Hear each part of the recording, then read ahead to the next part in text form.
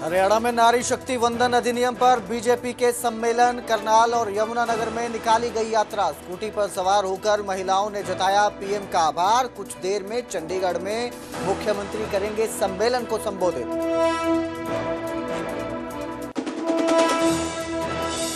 राहुल गांधी के बयानों पर कैबिनेट मंत्री अनिल विज का पलटवार। बोले, राहुल बब्बर शेर होते तो ढेर ना होते, ये सिर्फ चुनाव के समय एक्टिव होते हैं। पूर्व मुख्यमंत्री भूपेंद्र सिंह हुड्डा की बड़ी मुश्किलें। 14 औद्योगिक प्लॉटों के आवंटन मामले में हुड्डा पर चलेगा केस। सरकार ने आवंटन से जुड़े सीबीआई मामले में केस चलाने की दी अनुमति। फसल खरीद को लेकर विपक्ष का फिर सरकार पर हमला। इनेलो ने दी सरकार को चेतावनी। अभय चौटाला बोले, सरकार के फैसले से किसान, व्यापारी और मजदूर तीनों परेशान। गुरुग्राम में गैंगस्टर पर पुलिस का बुलडोजर एक्शन। गैंगस्टर कौशल चौधरी के घर को पुलिस ने तोड़ा। एचएसवीपी की 1000 गज जमीन पर किया था कब्जा। कैथल में इनामी बदमाश का पुलिस ने किया एनकाउंटर। पैर में गोली लगने से बदमाश घायल। 4 तारीख को दुकान में फायरिंग कर हुआ था फरार। 1 करोड़ रुपए की मांगी थी रंगदारी। हेडलाइंस के प्रायोजक पतंजलि गाय का घी, मां का भरोसा, प्यार से परोसा।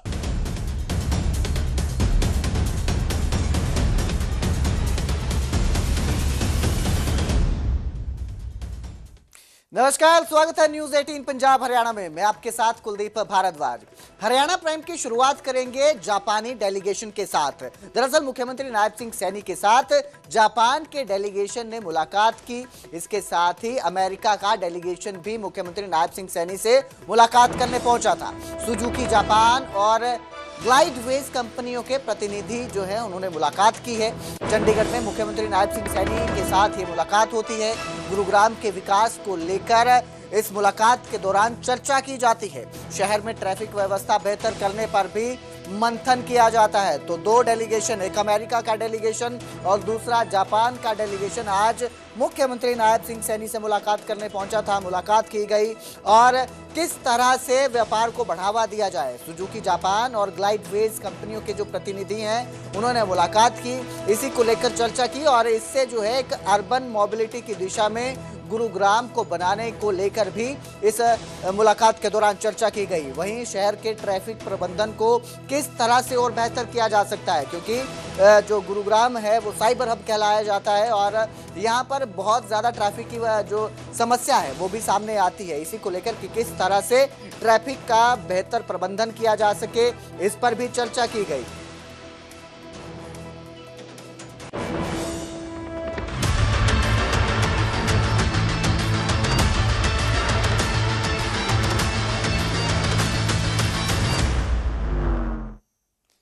तो वहीं हरियाणा में नारी शक्ति वंदन अधिनियम पर सम्मेलन हुए। बीजेपी ने कई जगहों पर कार्यक्रम आयोजित किए।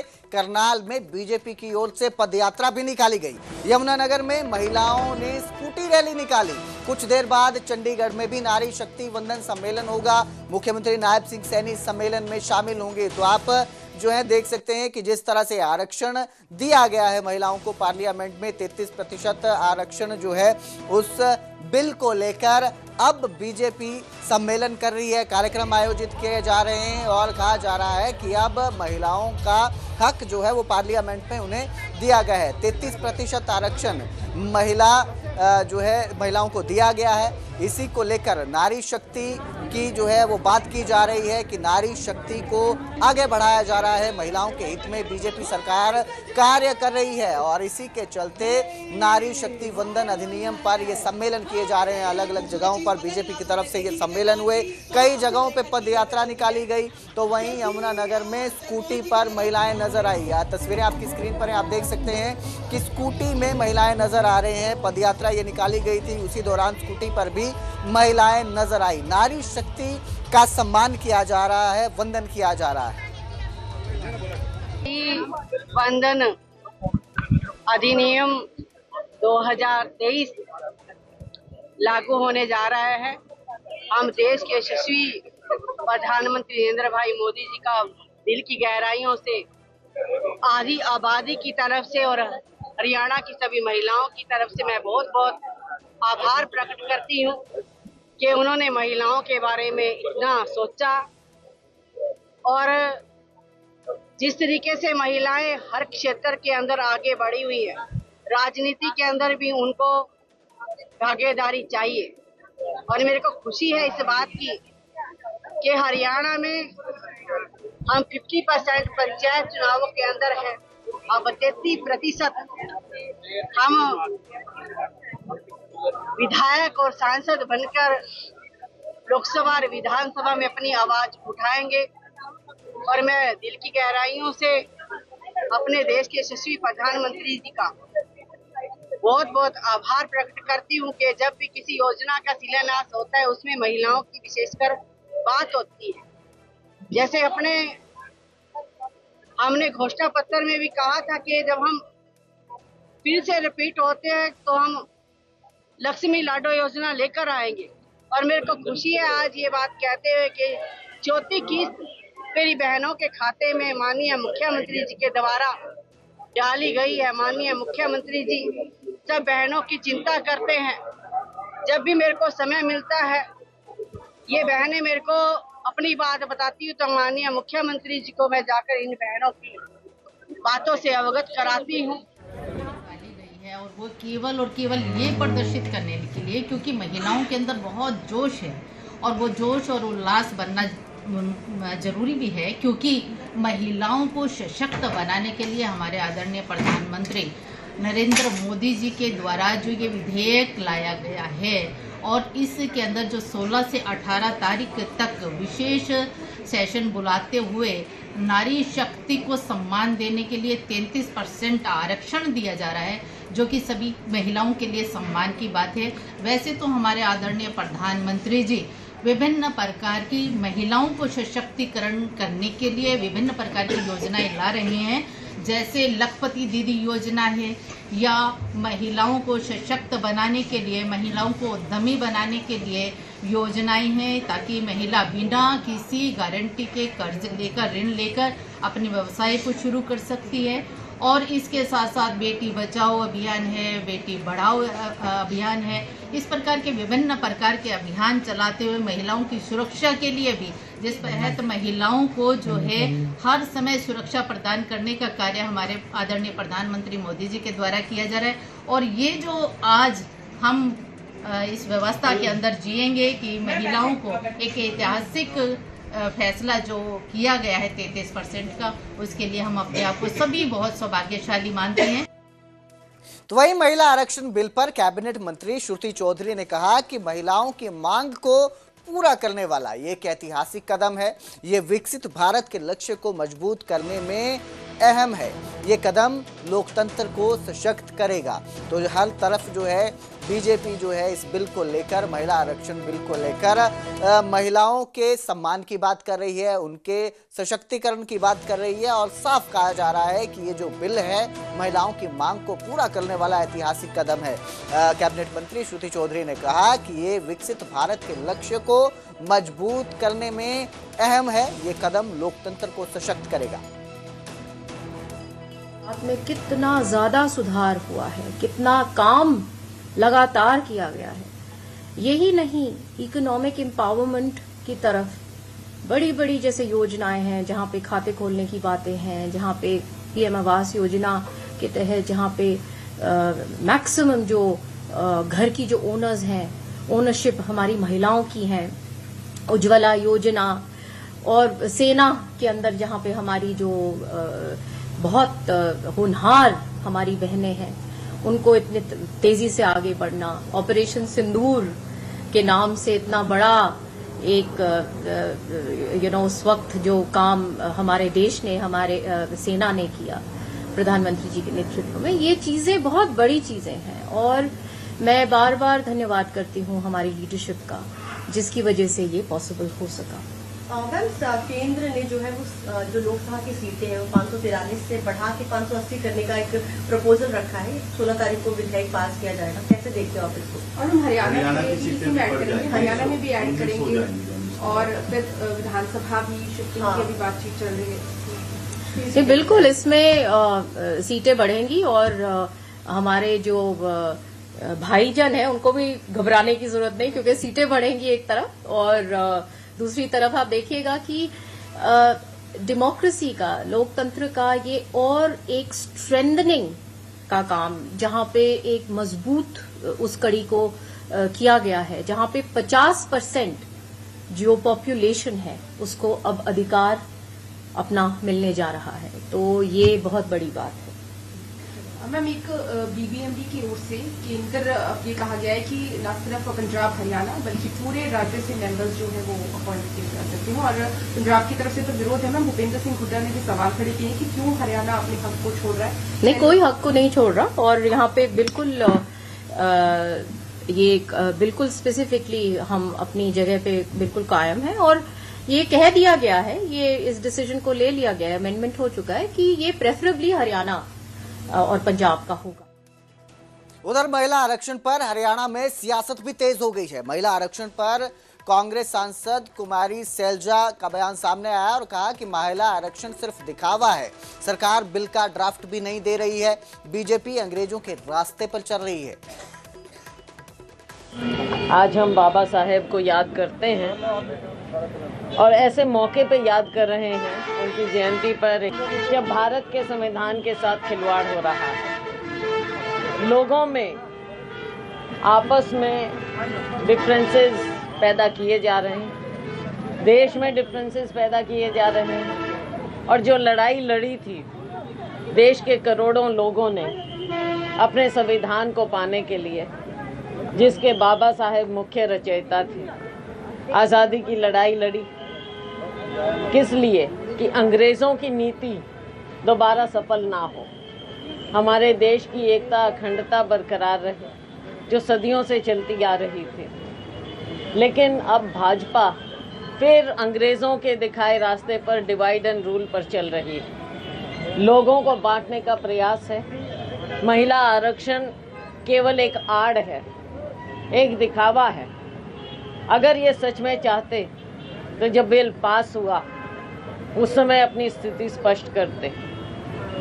और ये कैसी चाल है कि एक ओर आप पूरी पब्लिसिटी दे रहे हैं और दूसरी ओर आप विपक्ष के साथ, पार्लियामेंट के साथ और देश के साथ आप ये भी नहीं दिखा पा रहे, आप ड्राफ्ट भी नहीं दे रहे कि हम कैसा बिल लेकर आ रहे हैं। तो ये लुका छिपी क्या चल रही है? एक और पब्लिसिटी कर रहे हैं और दूसरी ओर आप ये भी नहीं बता रहे कि उसका बिल का प्रारूप क्या है। प्रारूप सामने हो तो डिस्कशन हो, प्रारूप सामने हो तो देश के सामने भी एक डिबेट हो, लोग अपने विचार बता सकें क्या होना चाहिए। तो हर चीज़ का फीडबैक तो लेना चाहिए, आज़ाद देश है ये। लेकिन भाजपा इसको फिर से उसी रास्ते पर ले जा रही है जो अंग्रेज़ों का रास्ता।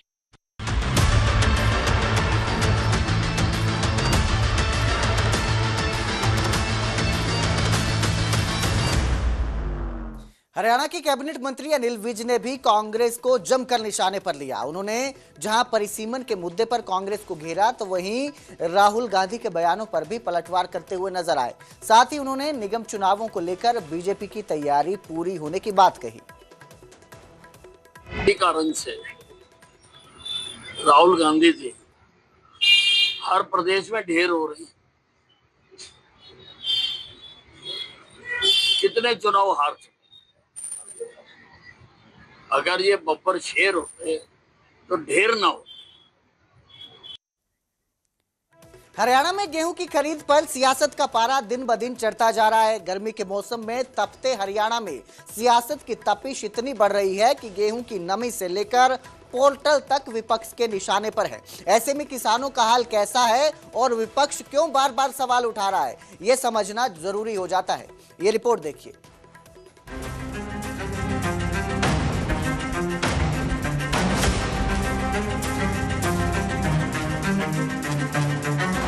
एक और हरियाणा की मंडियां गेहूं की फसल से लबालब भरी जा रही हैं, तो दूसरी ओर गेहूं पर सियासत का रंग भी गहराता जा रहा है। पिछले कई दिनों से छिड़े सियासी संग्राम में अब बात चेतावनी और चुनौती तक आ पहुंची है। लिहाजा विपक्ष की ओर से मंडियों में पहुंचकर सरकार को खरीद के नए नियमों पर खरी खरी सुनाई जा रही है।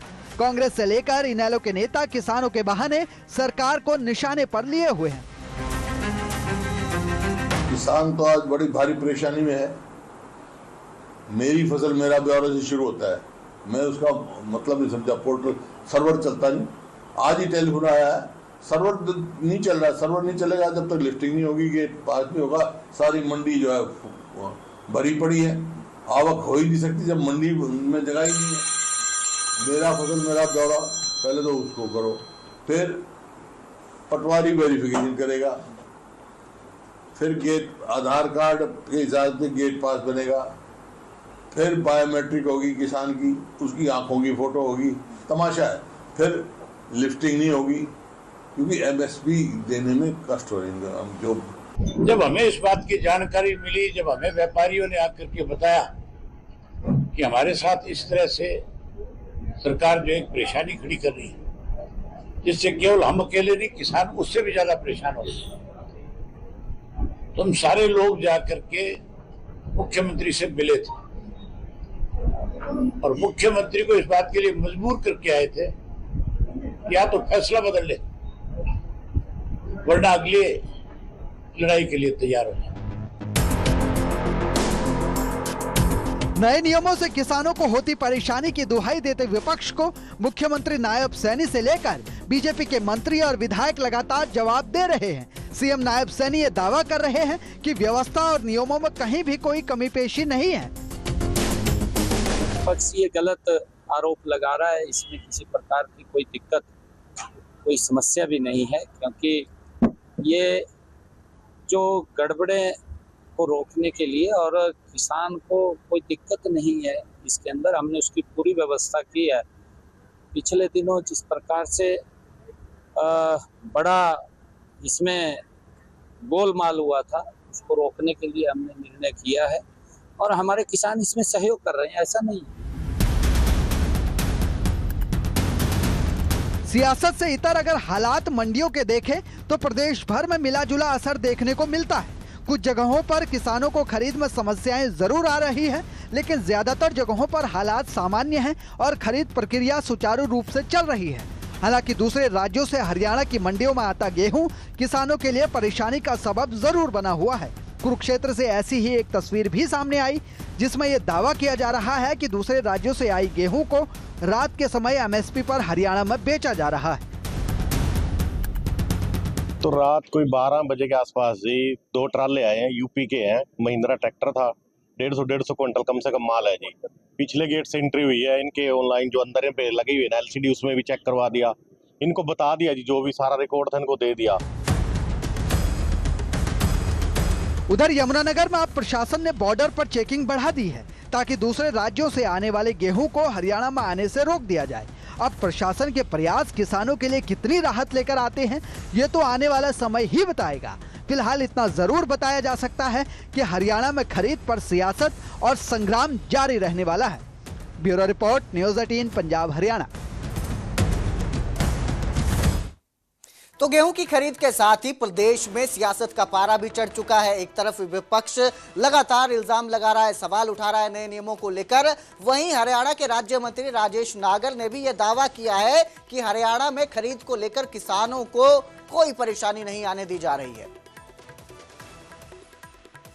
मुख्यमंत्री जी सभी अधिकारियों के साथ डेली समीक्षा ले रहे हैं और जो भी सभी डीसीज के साथ, सभी डीएफएस के साथ बैठक होती है, सभी अधिकारी हमारे उसमें बैठक में शामिल होते हैं और कहीं से भी कोई शिकायत आती है तो तुरंत उसमें जो भी दिक्कत आती है उसके लिए डीसीज को और अधिकारियों को निर्देश भी देते हैं। और हमारे सभी मंत्रीगण, हमारे सभी विधायकगण भी सभी अपनी मंडियों का दौरा कर रहे हैं कि भाई जिससे किसान भाइयों को कहीं से भी किसी भी तरह की कोई दिक्कत ना हो। अभी तक सर कितनी फसल की आवक मंडियों में हो चुकी है? अभी तक 624 करोड़ का भुगतान हो चुका है। 8000 हमारे किसान इसमें शामिल हैं और लिफ्टिंग भी 4 लाख मैट्रिक टन से ज़्यादा की हो चुकी है। चुनावों का बिगुल बुझ चुका है, तो बीजेपी की इन चुनावों में, निगम के चुनावों में किस तरह की रणनीति रहेगी?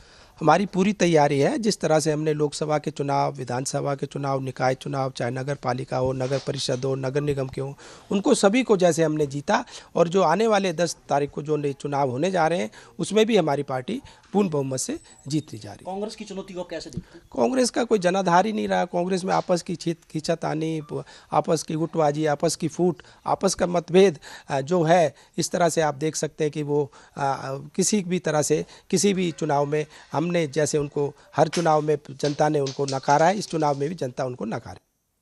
और अब जिक्र गुरुग्राम का करेंगे, जहां गैंगस्टर पर पुलिस की बड़ी कार्रवाई देखने को मिली। गैंगस्टर कौशल चौधरी के घर पर बुलडोजर चलाया गया। डीटीपी विभाग के साथ मिलकर गैंगस्टर का घर तोड़ा गया। एचएसवीपी की 1000 गज जमीन पर कब्जा किया गया था। अभी भौंडसी जेल में गैंगस्टर कौशल बंद है। कौशल चौधरी जो है वो अभी भौंडसी जेल में बंद है। गैंगस्टर पर 36 से ज्यादा आपराधिक मामले दर्ज हैं और गैंगस्टर के घर पर यह एक्शन देखने को मिला है। डीडीपी विभाग के साथ मिलकर गैंगस्टर के घर पर बुलडोजर चलाया गया है, घर को तोड़ दिया गया है। तो बड़ा एक्शन एक तरफ से माना जा रहा है। जिस तरह से गैंगस्टर के खिलाफ कार्रवाई की गई है पुलिस की तरफ से, सारी जो जमीन थी 1000 गज बताई जा रही है जिस पर गैंगस्टर ने कब्जा किया हुआ था। एचएसवीपी की ये जमीन बताई जा रही है, 1000 गज की जमीन है जिस पर कब्जा किया था और अब कार्रवाई देखने को मिली है विभाग की। एक अपराधियों के खिलाफ एक कैंपेन चलाई जा रही है। अपराधियों के द्वारा जो भी सरकारी जमीनों पर कब्जे किए गए हैं या अपराध से कोई पैसा कमा करके कोई संपत्ति अवैध तरीके से खड़ी की गई है, इसी कैंपेन के तहत आज ये जो तोड़फोड़ की कार्रवाई है ये की गई है। ये कार्रवाई बेसिकली कौशल चौधरी नामी जो क्रिमिनल है, जो काफ़ी लंबे समय से जेल में है और आगे भी उम्मीद है कि वो लंबे समय तक अभी जेल में ही रहेगा, तो उसके द्वारा ये अवैध कब्जा सरकारी ज़मीन पर किया गया था। उसके द्वारा यहाँ एक डेयरी चला करके और यहाँ से पैसा अर्जित किया जा रहा था। तो पुलिस के द्वारा हर प्रकार से अपराध और अपराधी की कमर तोड़ने के प्रयास किए जा रहे हैं। उसी प्रयास का एक ये हिस्सा है और आगे भी ऐसी अन्य जो क्रिमिनल्स हैं उनकी कुछ प्रॉपर्टियाँ पुलिस के द्वारा आइडेंटिफाई की गई हैं। क्राइम ब्रांच की अलग अलग टीमें इस काम में लगी हुई हैं जो कि क्रिमिनल्स के ऊपर लगातार नजरें रखे हुए हैं और उनके द्वारा अगर किसी भी इस तरह की कोई गतिविधि को संचालन किया जाता है तो हर मामले में गुरुग्राम पुलिस के द्वारा प्रशासन से संपर्क करके और उस अवैध संपत्ति को डिमोलिश किया जाता है। उसी कैंपेन के तहत आज ये डिमोलिशमेंट की जो ड्राइव है ये पुलिस के द्वारा चलाई जा रही है। कितने मुकदमे दर्ज हैं, कौन कौन से मुकदमे? ये जो क्रिमिनल है कौशल चौधरी, इसके खिलाफ लगभग 3 दर्जन से ज़्यादा केसेज इसके ऊपर रजिस्टर्ड है। ये केसेज हत्या का प्रयास, लूट, डकैती और अन्य जो संगीन धाराएं हैं उनमें केसेज रजिस्टर्ड है। ये क्रिमिनल काफ़ी लंबे समय से जेल में है। पुलिस के द्वारा एक ये अपराधियों के खिलाफ जो लगाम लगाने की जो कोशिश है वो लगातार की जा रही है और आगे भी कोशिश जारी है। अब बात करेंगे अवैध खनन और उससे बढ़ रहे खतरे की। यमुनानगर में ओवरलोडिंग से खतरा बढ़ रहा है। अवैध खनन जिस तरह से किया जा रहा है वो खतरनाक बनता जा रहा है। नगली ब्रिज के पास अवैध खनन धड़ल्ले से जारी है जिसके चलते पुल पर संकट गहरा चुका है। बार बार शिकायतों के बाद भी एक्शन नहीं लिया जा रहा है और ये परेशानी बन रही है जो यहाँ पर लोग रह रहे हैं उनके लिए भी, वो जो इंफ्रास्ट्रक्चर यहाँ पे डेवलप किया गया है उसके लिए भी, क्योंकि जिस तरह से अवैध खनन हो रहा है, ओवरलोडिंग हो रही है, उससे ब्रिज के पास खतरा मंडरा रहा है, खतरा बन चुका है और खतरा बनने के चलते जो अस्थायी रास्ते बनाए गए हैं वो भी सबसे ज़्यादा परेशानी पैदा कर रहे हैं, क्योंकि अवैध खनन को लेकर अवैध रास्ते बनाए गए हैं और अवैध रास्ते जो हैं उनकी वजह से खनन किया जा रहा है जिससे जो ब्रिज है वो भी कमज़ोर होता नजर आ रहा है। शिकायतें की गई हैं, कई बार ऐसा कहा जा रहा है, लेकिन शिकायतों के बावजूद कोई एक्शन नहीं लिया जा रहा।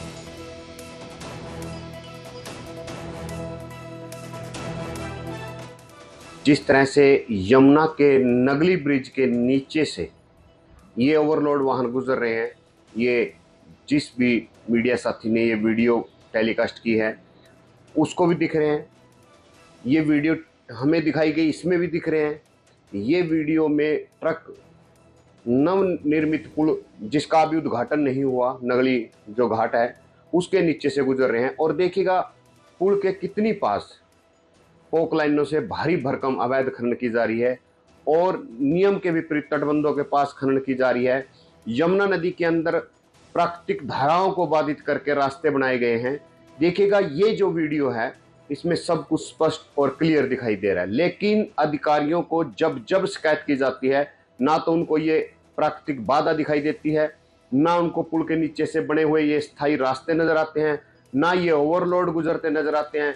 देखिएगा, मैं आपके टीवी चैनल के माध्यम से हरियाणा सरकार और केंद्र सरकार से मांग करता हूं कि आपने बाढ़ प्रभावित क्षेत्र को जो ये सौगात के रूप में एक नगली ब्रिज दिया था, इसकी सुरक्षा आप स्वयं अपने स्तर पर करवाएं और जिन प्रशासनिक अधिकारियों ने नगली ब्रिज की सुरक्षा में कोताही बरती उन पर भी कार्रवाई करें। चलिए अब आपको बैंड बाजा और पार्षद दिखाते हैं। सोनीपत में यह अनोखा प्रदर्शन देखने को मिला, जहां बैंड बाजे के साथ जिला पार्षद जिला परिषद भवन में पहुंचे। इस दौरान लंबित मांगों को लेकर प्रदर्शन किया गया। पार्षदों ने रथ में सवार होकर जिला परिषद भवन के सामने जबरदस्त प्रदर्शन किया और अपनी मांगों को जोर शोर से उठाया। पार्षदों का आरोप है कि वो लंबे समय से विधायकों की तरह पार्षदों के लिए भी कोटा निर्धारित करने की मांग कर रहे हैं, लेकिन अभी तक मांग पूरी नहीं हुई। इसी के विरोध में बैंड बाजा लेकर ये पार्षद निकल पड़े। बैंड बाजे के साथ रथ में सवार होकर ये प्रदर्शन किया गया।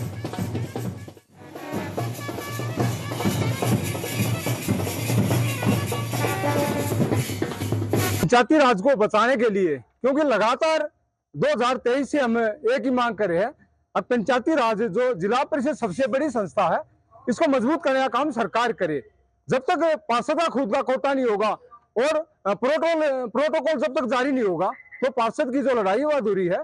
और आज भी गाँव में विकास के लिए जब तक खुद का कोटा नहीं होगा, तो गाँव में विकास जिस ढंग से होना चाहिए उस ढंग से नहीं हो पाए हैं।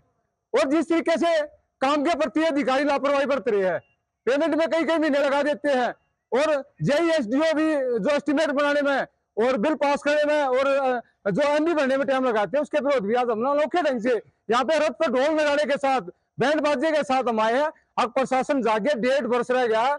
इन 1.5 वर्षों में गाँव के हित के लिए, गाँव के विकास के लिए हमारी जो लड़ाई हमारी जारी रहेगी और किसी भी सूरत में हम पीछे नहीं हटेंगे। आज देखिए गेहूं के साथ भी किस तरीके से खरीदारी हो रही है। बायोमेट्रिक मशीन के बाबत ट्रैक्टरों पे नंबर लगाए जा रहे हैं, किस तरीके से लोगों को लाइन में लगाने का काम किया जा रहा है। फैमिली ID में गलत इनकम दर्ज करके BPL कार्ड काटे जा रहे हैं और बुढ़ापा पेंशन काटी जा रही है। गरीब परिवारों के खेतों जो फैमिली ID है उसमें खेत चढ़ा दिए गए हैं और धक्के खाते फिर रहे हैं, कोई भी सुनवाई नहीं हो रही है। सरकार ने लाइन में लगाने का काम प्रदेश की जनता को किया, इस तरीके से हम बर्दाश्त नहीं। इस बुलेटिन में फिलहाल इतना ही। बाकी की खबरों के लिए देखते रहिए पंजाब हरियाणा।